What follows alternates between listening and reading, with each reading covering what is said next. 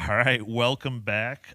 We are week 6 of this podcast. Week 6? Yeah. Can't believe I it. got my numbers right. I found out where I messed up last week, so we are definitely week 6. Can't believe it.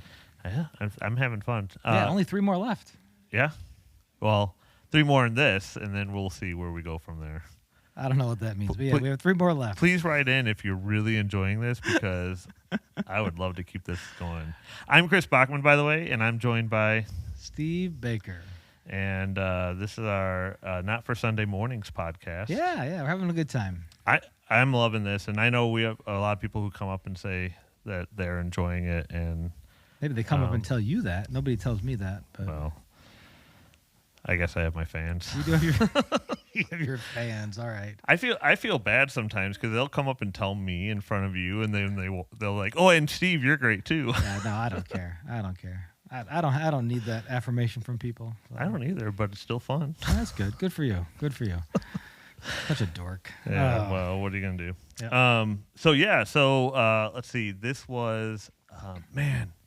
The dragon, the woman, and the child. I loved this Sunday. Like, it's a little behind the scenes. Yeah. So, this is supposed to be the other characters, and so originally when I sat down to write, I listed like all the other characters, and there's a lot of other characters. Yeah. Like the 2 witnesses, and then The beasts and the beast. But I was told Yeah, I know. Yeah. I was told I couldn't come near the beast because you're Please gonna. don't. We'll talk about that in a little bit, and then there's the prostitute Mm-hmm.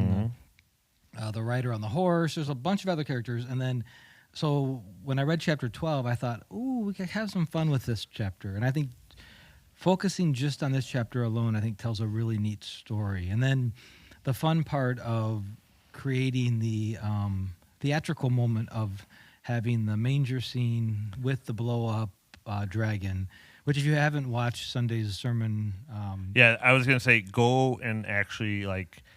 I know like some people just listen to this podcast, but go and watch the sermon. Yeah, we'll drop it in. We'll pause right now. We'll drop it in the. No, we won't do that. I don't know how to. You don't know how to do that yet.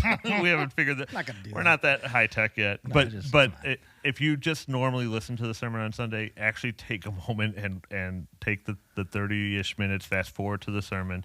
Watch the sermon. It is definitely visually worth watching. Yeah, at least I think at about the 7-8 minute mark or so. Yeah. 9 minute mark. There's a spot where we retell the birth, the manger story, and then there's a moment where the dragon. We had a blow up dragon, and the dragon blows up, or inflatable dragon. Inflatable, I should say. yeah. And the dragon, it's like 12-foot dragon. It's big. Yeah.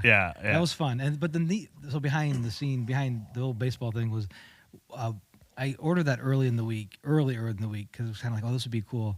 And then we worked on it all week long, and I could not get it to work. You have no idea. Like, I think you told me like there was a 30% chance of this actually succeeding at one point. Yeah. Like, well, maybe it's 60, but And there was a 30% chance it was going to fail. Even on Sunday morning, it was like, I was here Saturday till like 10:30, and even then it was still failing because like the thing would blow up and it would be trapped inside the manger, or it would tip over. I couldn't get it to.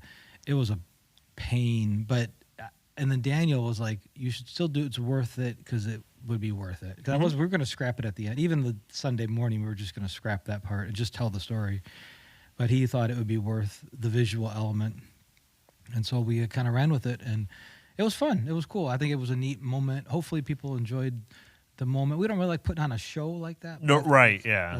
Well, it's hard. It's because you do want it's an attention getter, and it's always nice to have a little bit of extra. Because there definitely are like preachers out there that they're prop preachers. Like they have something that they work through. We don't do that often, but it's nice to do it every once in a while. Yeah, I think so. And pull it out. So. No, that was. It was definitely an impressive sight to see, and and again, not for theatrics, but it really, I think, enhanced that idea of the story, and it was cool. And then after church, I went to Lowe's to pick something up, and they have this even bigger dragon that's wings move, and I was like, oh, I wish I would have seen that. That would have been really cool. That would have been a 10% chance of working properly. That would have been awesome, but I didn't see that till later. So. I'm going to call you out here really quick. Are we doing a energy drink sampling show too? Oh, yeah, Because this today- is the third different drink you've had in 3 weeks. So This today's Zoa, video is brought by Zoa. Zoe, I don't know. Whoever it is, The Rock. Yeah, The Rock endorses that one. I like that. So that's good. So, yep, there we go. So, what did you like from Sunday? Okay, so the dragon was definitely on my list because again, that was really cool. And I'm going to give you like hardcore props on this one. You're telling it as in when you started off the sermon in the beginning, and you're telling you're reading well. You're saying the Christmas story. Was it from Luke? Yep. Yeah. Okay. So the version of the Christmas story from Luke, and that was probably one of the best like deliveries. No, I'm serious. Like it was so good. Like because I authentically felt like you were telling the story, even though you were telling it word for word. Like you were telling what you were. Well, not really. Well, you were really I tried. close to it. I kept forgetting the words. Inside Baseball, it was on the back screen, And so I couldn't read it because the words were too big for the screen, and then I kept forgetting. So I just started throwing words in. but you didn't miss a beat. One part I on said that one. y'all. Like, they had a baby, y'all. Wait, y'all's not in the Bible.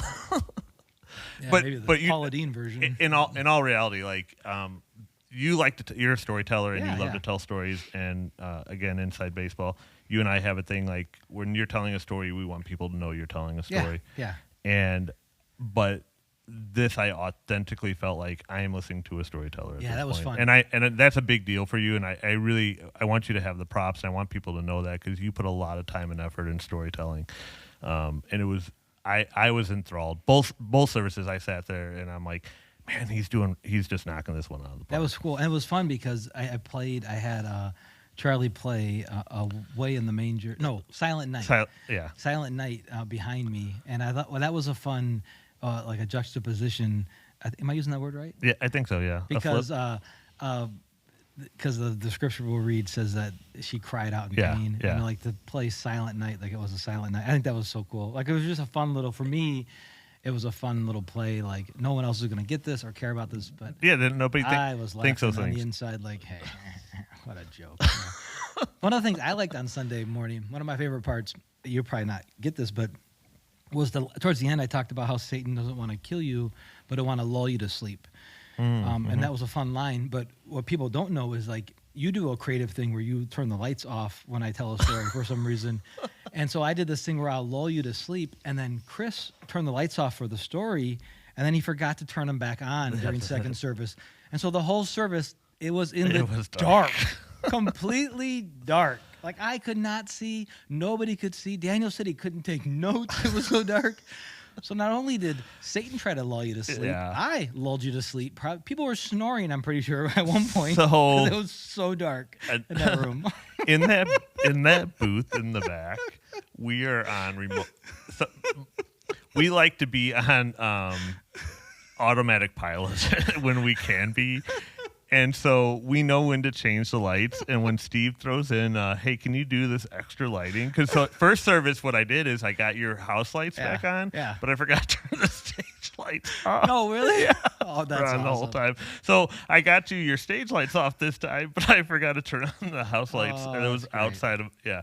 So, no, So the whole time I'm up there speaking, in my head, I'm like, I got to say something because these people, and I almost I almost did like a call and response. So I'd be like, but then I couldn't do it. And then I was like, I didn't want to embarrass you, but then I was so upset. but the and best so part was mad. that Daniel, like, he didn't text me until 14 minutes into the And you ignored the text. So it that's didn't go to awesome. my watch. I had my phone upside down, and it didn't go to my watch. And Gosh, yeah. so I didn't even see it come in. So if you were in service, if you fell asleep, I'm very sorry. That was my fault. I apologize. You couldn't read your Bible. That was his fault. So Oh yeah, that's a sore subject. So. yeah, it wasn't my idea. So let people No, know. yeah.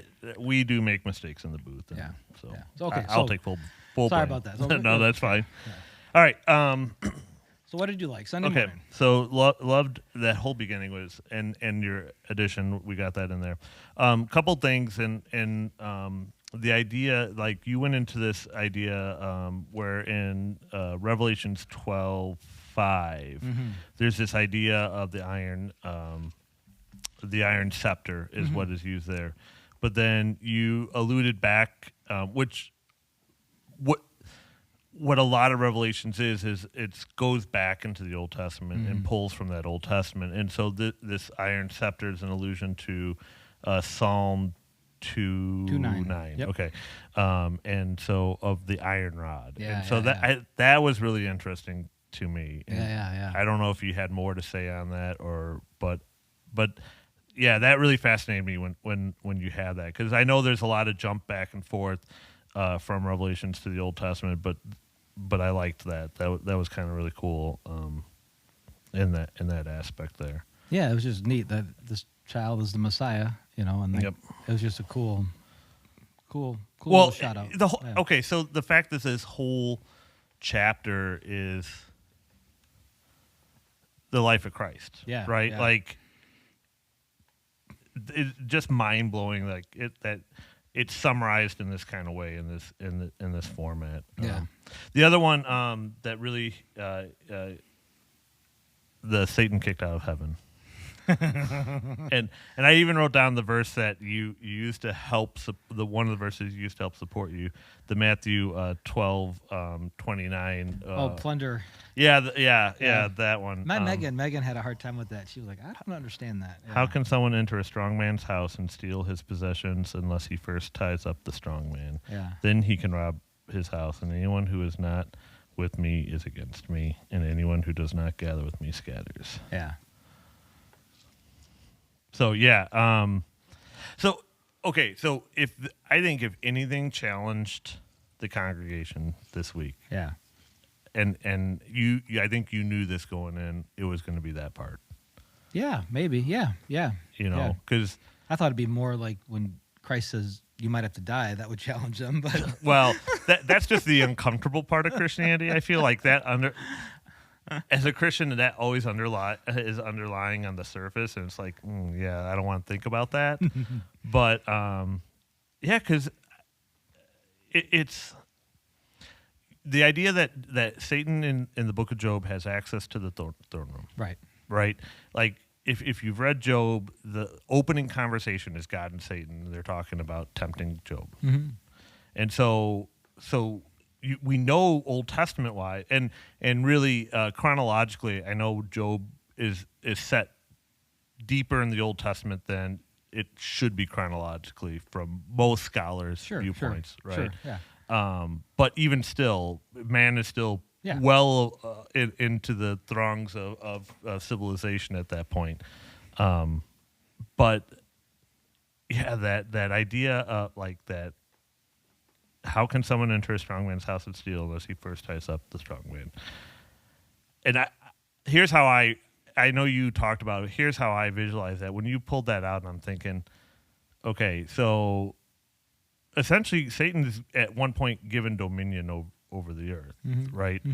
And so I always thought, I have seen this verse as God is coming in, tying up Satan, right, his possession, and stealing his possessions, the mankind, right, and so because Satan is bound for this time, right, because there's going to be a time when he's loosed, right, but he's bound for this time. This is the time to harvest. This is the time to, gather everyone during this tribulation period, this end times period, whatever you're looking at, and so I mean, if anything, that's my little pushback on it is I see it. I don't know if you looked at it as how that interpreted, but that was where I came in, where God is coming in and taking into God owns everything. That's why this gets a little icky, because God owns everything, but He gave dominion, and so like it's like him coming into Satan's dominion, saying, "Nope, I'm just going to take what I want, and you're just going to sit there and watch because I'm not giving you any power to do so." Yeah, maybe. Yeah, I don't know. maybe. That's where I came from. But what else do you have to say on that?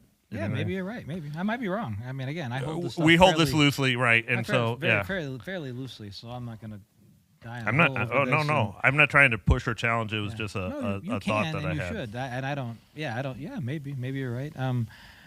Yeah, I just love that thought experiment of, again, pushing back on things that we hold as like we just take for granted without really reading the text and then kind of questioning stuff a little bit. And that's where I love the Bible, and I've been falling in love with Revelation the more and more we read it, because it does call into question things that we kind of just assumed we grew up with. You know, it was like, again, I grew up with the belief that Satan was cast out at some point before creation. When I don't know, because we have the creation narrative and we don't have anything. Doesn't say anything in there, but at some point, right? He's in the garden and he's a snake, and so something must have happened, right? We don't know when. And there's some stuff in Ezekiel, but that's kind of mistaken. But yeah, maybe that. But then you get here, and it's like, whoa, there's something bigger going on, and there's a bigger battle going on. And again, I think the birth and death and resurrection of Jesus was such a cataclysmic event that it changes everything. It changes everything, and when we can get our heads around that, everything changed. Everything changed at that moment, and so, yeah. I mean, Satan's bound, and so, what are the ramifications of that? What do we do with that? That's where it gets kind of interesting, you know. And so, yeah. I always in you know, there's the idea of the spiritual battle that always wages around us, right? Yeah. Yeah. It'd be totally frightening, but very interesting to see how that actually looks and is working. Like, to see what that battle that war between Michael and his angels and Satan and his followers had. I don't know. That's always been something because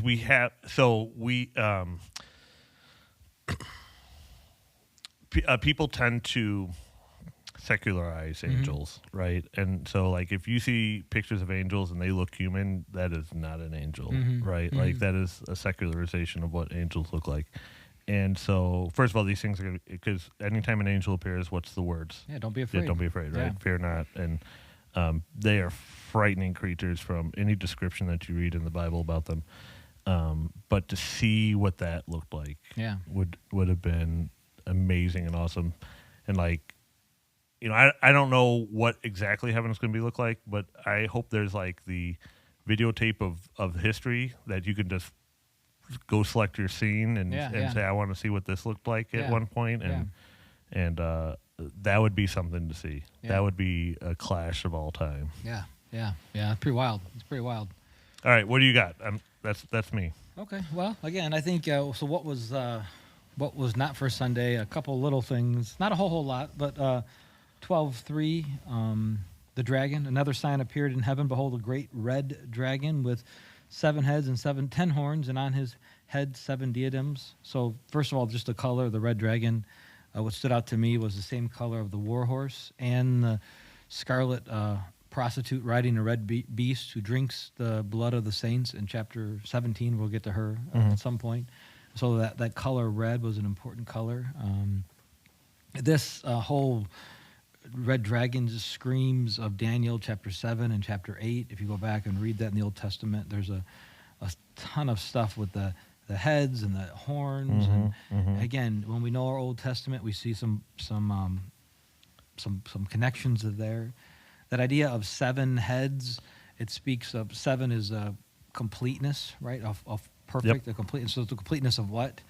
And I would say of oppressive power, of wickedness, wherever that's found. Now, they're going to talk about Babylon and what they're dealing with there, but I would push that forward, and oppressive power of wickedness, wherever that's found, you know. Again, the fact that the dragon has 10 horns, it's reminiscent of that 4th beast in Daniel chapter 7, who represents an evil empire. Now, the 7 diadems it's kind of neat, because these aren't the victory wreaths that were worn, but these are crowns of misappropriate authority. That's what this commentator wrote. And they're a parody of the true King of Kings, who in chapter 19 will wear, John writes, will wear many diadems. So it's almost like John is playing with some words here. Again, real clever, right? What do you got? No. Yeah. I mean, so next week there's a lot of play, where John He plays on that. He does. He has some fun. Yes. Yeah. And then the fact that it says his tail swept down 1/3 of the stars, and 1/3. We talked about that a few weeks ago. We're 1/3 of creation, 1/3 of creation. So it's not complete, right? It's just it's not full.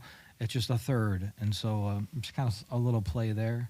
But one of the things I really wanted to talk a little bit about was the times, and we didn't get a chance to talk about that. Well, in Revelation 5 or Revelation 12:6, it talks about the woman being nourished for 1,260 days, and then he talks a little bit later about Satan knows that his time is short. Mm-hmm. And then he talks about the woman being nourished for a time and times and half a time.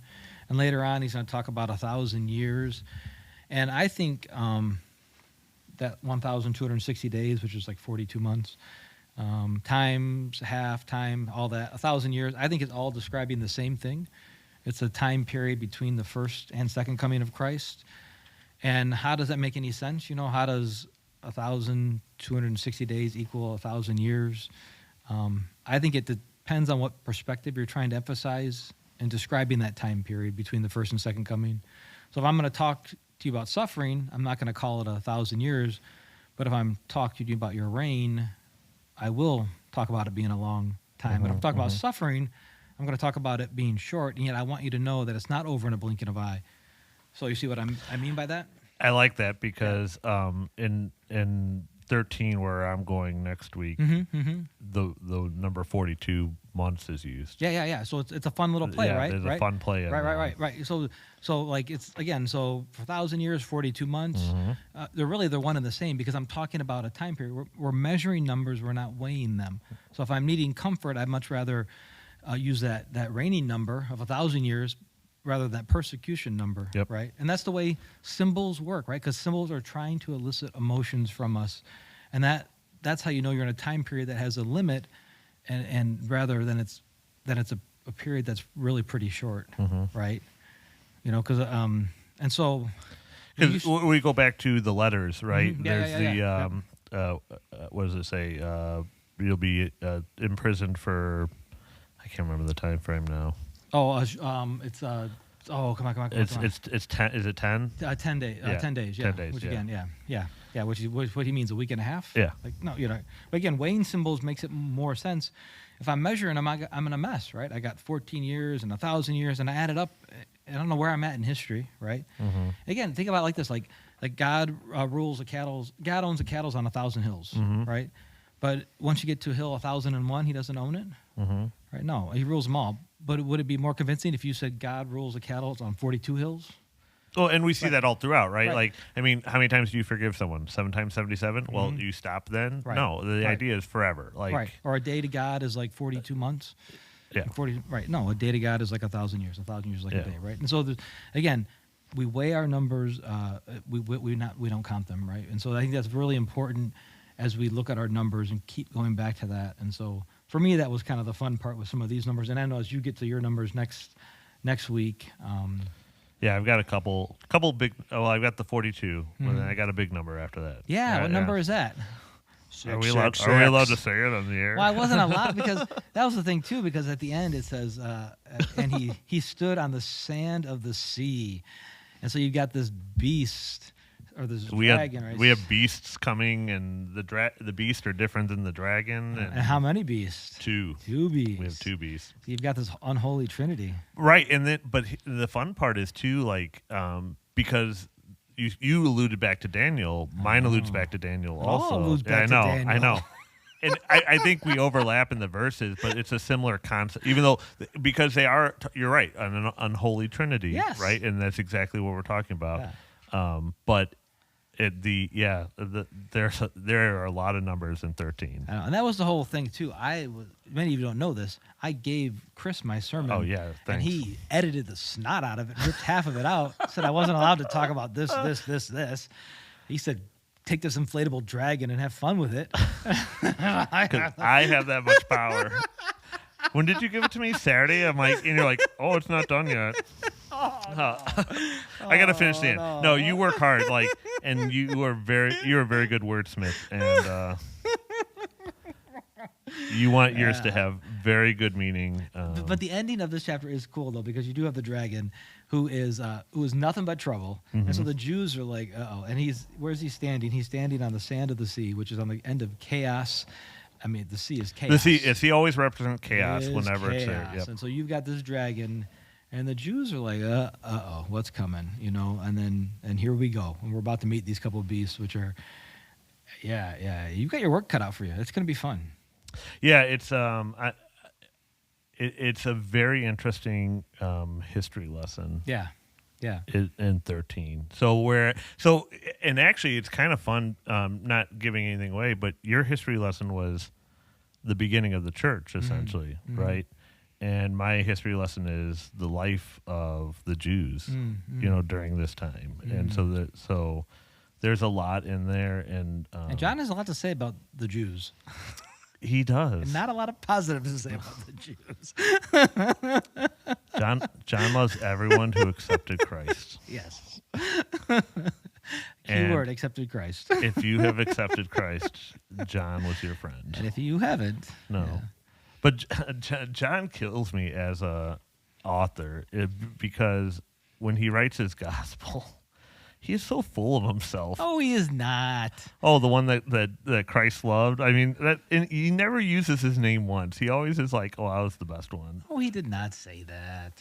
He just, He just, he knew who he was. He's sure of himself. Man, you see the book I write about myself.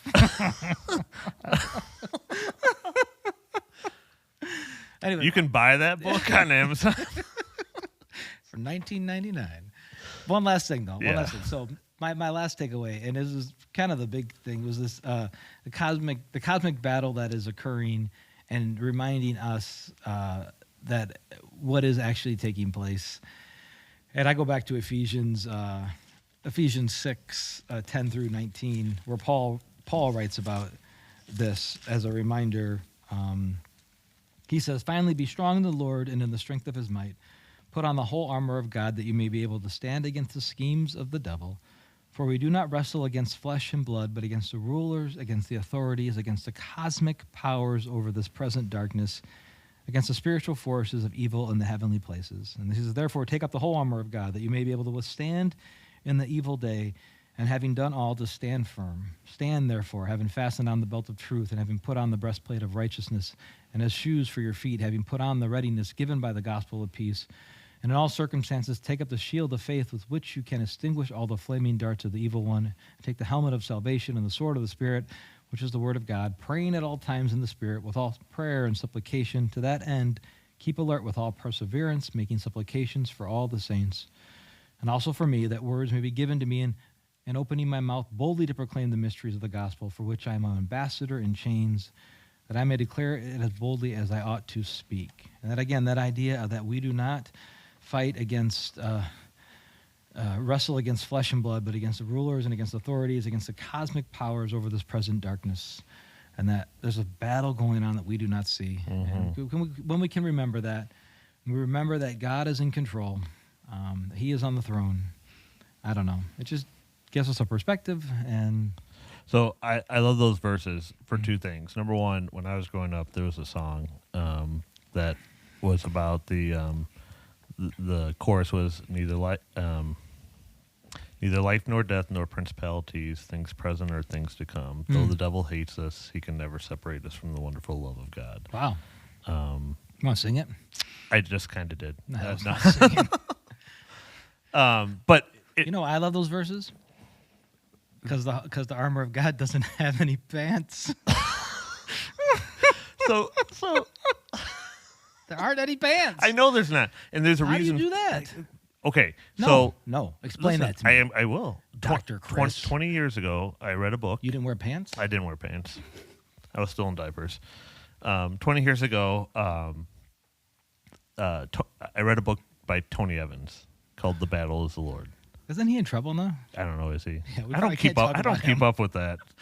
20 years ago, he wasn't in trouble. I'm sure yeah, he was. It wasn't maybe. found out. Okay, yeah. But he goes through that whole entire armor of God and explains it, and it's written again. I think this is probably going to get me in trouble, but I think 20 years ago he probably should have been wearing pants. Oh gosh, I'm in trouble. Can we edit this? You got that power. I don't. sorry.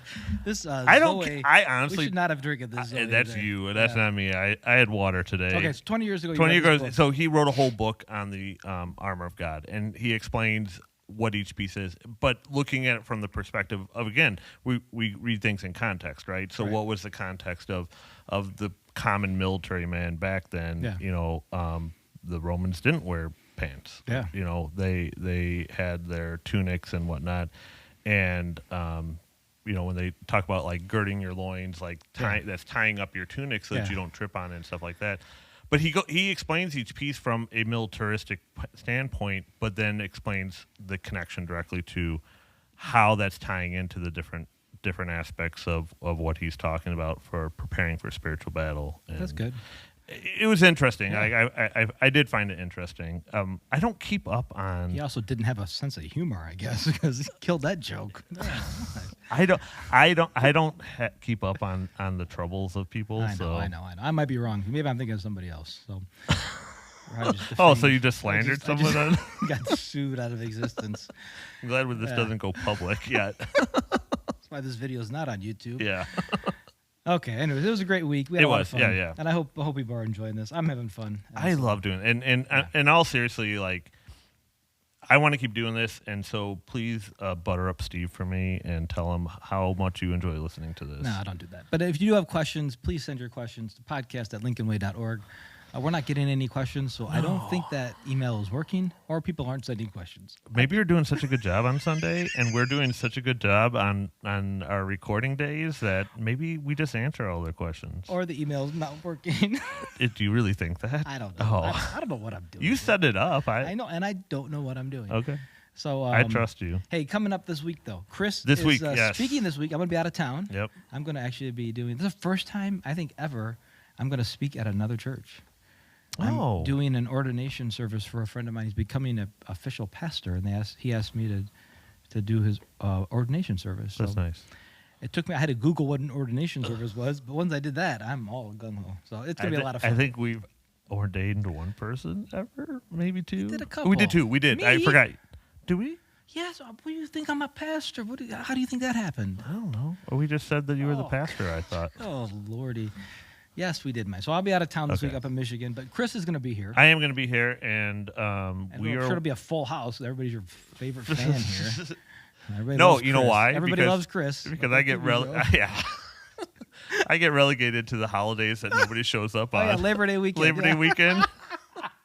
Father's Day. You know, Father's Day, I left it out of my sermon, but Father's Day is like the worst attended church service out of all the holidays in the entire calendar. Hey, what are you doing this Sunday after Thanksgiving?